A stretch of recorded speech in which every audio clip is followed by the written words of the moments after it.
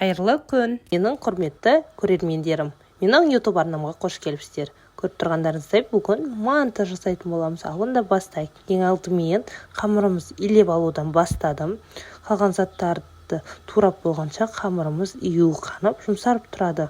Көріп тұрғандарыңыздай мен екі түрлі салма жасаймын. Біреу жартысы еттен, жартысын картоптан.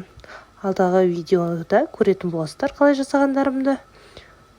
Ал онда ас болсын.